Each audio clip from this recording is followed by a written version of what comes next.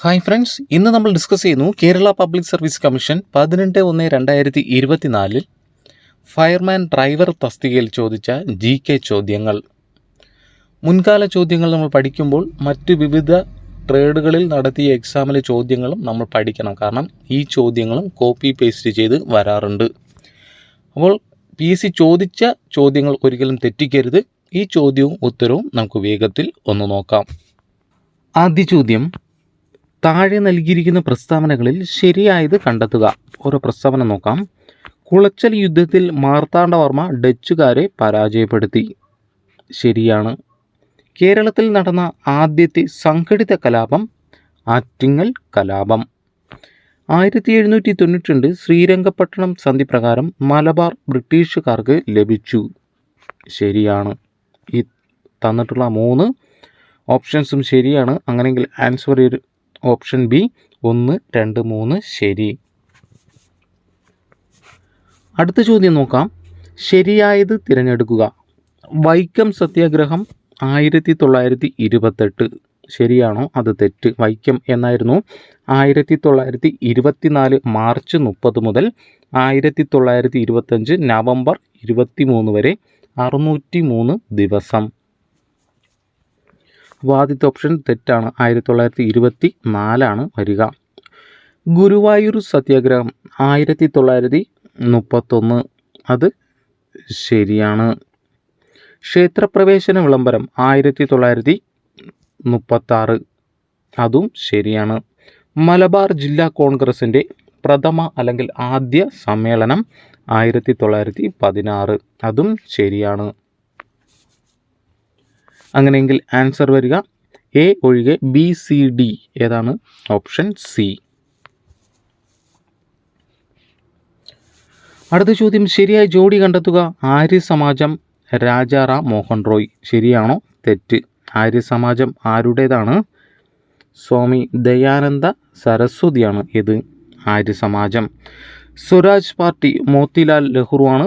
സ്വതന്ത്ര party C Rajagopalachari ശരിയാണ്.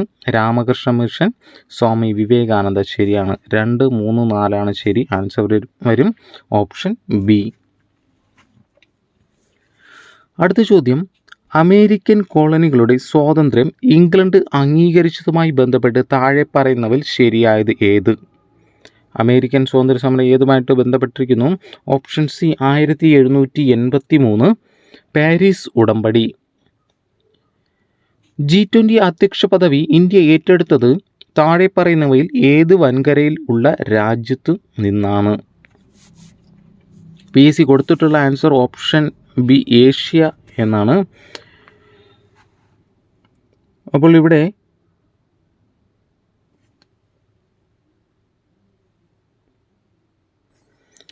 അടുത്ത ചോദ്യം: 2023 ലോകകപ്പ് ക്രിക്കറ്റിൽ പങ്കെടുക്കുന്ന രാജ്യങ്ങളുടെ എണ്ണം അല്ലെങ്കിൽ പങ്കെടുത്ത രാജ്യങ്ങളുടെ എണ്ണം എത്രയാണ്? Option A 10.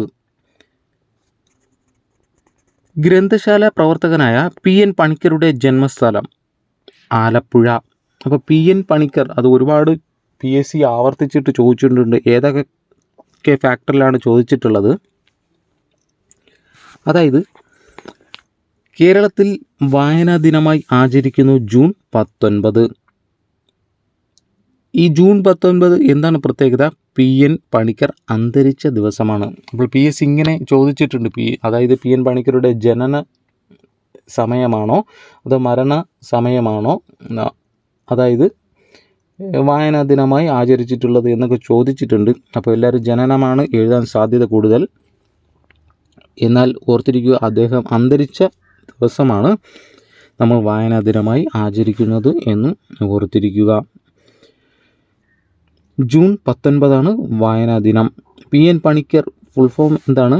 പുതുവയിൽ നാരായണ പണിക്കർ. ഇദ്ദേഹം ആണ് ഗ്രന്ഥശാല പ്രസ്ഥാനത്തിന് തുടക്കം കുറിച്ചത്. വായനാ ദിനം ജൂൺ 19 മുതൽ എന്ന് മുതലാണ് ആരംഭിച്ചത്? 1996. ഇദ്ദേഹം മരണപ്പെട്ടത് 1995. തൊട്ടടുത്ത വർഷം തൊട്ട് ആചരിക്കാൻ തുടങ്ങി. ജനനം 1909 മാർച്ച് 1, നീലമ്പേരൂർ, ആലപ്പുഴ. അടുത്ത ചോദ്യം: കേരളത്തിന് ഒളിമ്പിക്സ് മെഡൽ നേടിത്തന്ന കായിക ഇനം കേരളത്തിന് വേണ്ടി പ്രതിനിധീകരിച്ചത് ഹോക്കിയാണ്. അതും ഇവിടെ നിന്ന് ഓർത്തിരിക്കുക. അടുത്ത ചോദ്യം, 1932 നടന്ന നിവർത്തന പ്രക്ഷോഭം താഴെ പറയുന്നവയിൽ ഏതുമായി ബന്ധപ്പെട്ടിരിക്കുന്നു? ഉദ്യോഗ സംവരണം. Option A. ഈസ്റ്റിങ്സിനെ സംബന്ധിച്ച് ചില പ്രസ്താവനകൾ താഴെ കൊടുത്തിരിക്കുന്നു. പ്രസ്താവനകൾ വായിച്ച് ശരിയായവ എഴുതുക. അപ്പോൾ ഈസ്റ്റിങ്സ് എന്ന് കേൾക്കുമ്പോൾ തന്നെ അതിൻ്റെ ഓപ്പോസിറ്റ്, അതായത് ഈസ്റ്റിൻ്റെ ഓപ്പോസിറ്റ് വരുന്ന ഡയറക്ഷൻ ഒന്ന് ഓർത്തിരിക്കുക. ഇവിടെ നോക്കുമ്പോൾ വടക്ക് തെക്ക് അത് വരും. അതായത് വടക്ക് തെക്ക്, ഈസ്റ്റ് പടിഞ്ഞാറാണ്. അപ്പോൾ അതിൻ്റെ ഓപ്പോസിറ്റ് വരുന്ന ഈ വടക്ക് തെക്ക് വരണം. അതായത് നോർത്തിങ്സ് എന്ന് പറഞ്ഞാൽ അതിൻ്റെ ഓപ്പോസിറ്റുള്ള ഡയറക്ഷനിലുള്ളതും, ഈസ്റ്റിങ്സ് എന്ന് പറഞ്ഞാൽ അതിൻ്റെ ഓപ്പോസിറ്റുള്ള രണ്ട് ഡയറക്ഷൻ, അതായത് വടക്ക് തെക്ക് ദിശയിൽ വരച്ചിട്ടുള്ള രേഖകൾ. അപ്പോൾ എന്തായാലും കിഴക്ക് പടിഞ്ഞാറ് വരത്തില്ല, അതായത് ഈസ്റ്റ് ഉള്ള ടേം വരത്തില്ല എന്ന് ഓർത്തിരിക്കുക. ധരാതലീയ ഭൂപടത്തിൽ കാണുന്നു, ശരിയാണ്. മൂല്യം രേഖപ്പെടുത്താറില്ല, അത് തെറ്റാണ്. അപ്പോൾ ആൻസർ വരിക 1ഉം 3ഉമാണ്. ഓപ്ഷൻ ബി ആണ് ആൻസറായിട്ട് വരിക. അടുത്ത ചോദ്യം, മഞ്ഞുതീനി എന്നറിയപ്പെടുന്ന പ്രാദേശിക വാതകം ഏതാണെന്ന് തിരിച്ചറിയുക. PSCയുടെ സ്ഥിരം ചോദ്യം ചിനൂക്ക്. ആഗോള മർദ്ദമേഖലയിൽ നിർവാത മേഖല എന്നറിയപ്പെടുന്ന മർദ്ദമേഖല, ഇവിടെ നമുക്കറിയാം നിർവാതം അതായത് 0 ആയിട്ടുള്ള ഭൂമധ്യരേഖയാണ്. അപ്പോൾ ഓപ്ഷനിൽ അങ്ങനെ ഒരു ആൻസർ നോക്കുക.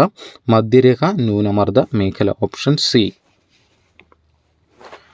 ഇന്ത്യൻ സമയം ഉച്ചയ്ക്ക് 12 മണിയായിരിക്കുമ്പോൾ ഗ്രീനിച്ചിലെ സമയം എത്ര ആയിരിക്കും? അപ്പോൾ ഗ്രീനിച്ചിനേക്കാളും 5.5 മണിക്കൂർ മുന്നിലാണ് ഇന്ത്യൻ സമയം. അപ്പോൾ ഈ തന്നിട്ടുള്ള സമയത്തിൽ നിന്ന് 5.5 ഒന്ന് കുറച്ചെടുത്താൽ മതി. ആൻസർ വരും ഓപ്ഷൻ ബി 6:30 AM. മൗലികാവകാശങ്ങൾ പുനഃസ്ഥാപിക്കുന്നതിന് വേണ്ടി കോടതി പുറപ്പെടുവിക്കുന്ന ഉത്തരവുകളാണ് റിട്ടുകൾ. താഴെ പറയുന്ന റിട്ടുകളിൽ കൽപ്പന എന്ന അർത്ഥം വരുന്ന റിട്ട് കണ്ടെത്തുക. കൽപ്പന എന്താണ്? നാം കൽപ്പിക്കുന്നു. മാൻഡമസ്. മാൻഡമസ് ആ ടോണിൽ അങ്ങ് പഠിക്കുക. മാൻഡമസ് നാം കൽപ്പിക്കുന്നു. ഈ ഹേബിയസ് കോർപ്പസ് ശരീരം ഹാജരാക്കാനാണ് പ്രൊഹിബിഷൻ കീഴ്ക്കോടതിയിൽ നിന്ന് മേൽക്കോടതിയിലേക്ക് ആ പരിധി മാറ്റുന്നത്. കോവാറണ്ടോ എന്ത് അധികാരം എന്ന ചോദ്യം. ഹരിത വിപ്ലവവുമായി ബന്ധപ്പെട്ട് ചുവടെ ചേർത്തിരിക്കുന്ന പ്രസ്താവനകളിൽ ശരിയായത് ഏത്? ഭക്ഷ്യധാന്യങ്ങളുടെ കാര്യത്തിൽ ഇന്ത്യ സ്വയം പര്യാപ്തത നേടി, ശരിയാണ്. ഡോക്ടർ MS സ്വാമിനാഥൻ ഇന്ത്യൻ ഹരിത വിപ്ലവത്തിൻ്റെ പിതാവ് എന്നറിയപ്പെടുന്നു. ഭക്ഷ്യധാന്യങ്ങളുടെ ഇറക്കുമതിയിലുള്ള ആശ്രയത്വം കുറഞ്ഞു. ഇന്ത്യയിൽ ഹരിത വിപ്ലവം പ്രധാനമായും ഗോതമ്പ്, അരി എന്നീ ഭക്ഷ്യധാന്യങ്ങൾക്ക് ഊന്നൽ നൽകി, ശരിയാണ്. അപ്പോൾ എല്ലാം ശരിയാണ്. Option D.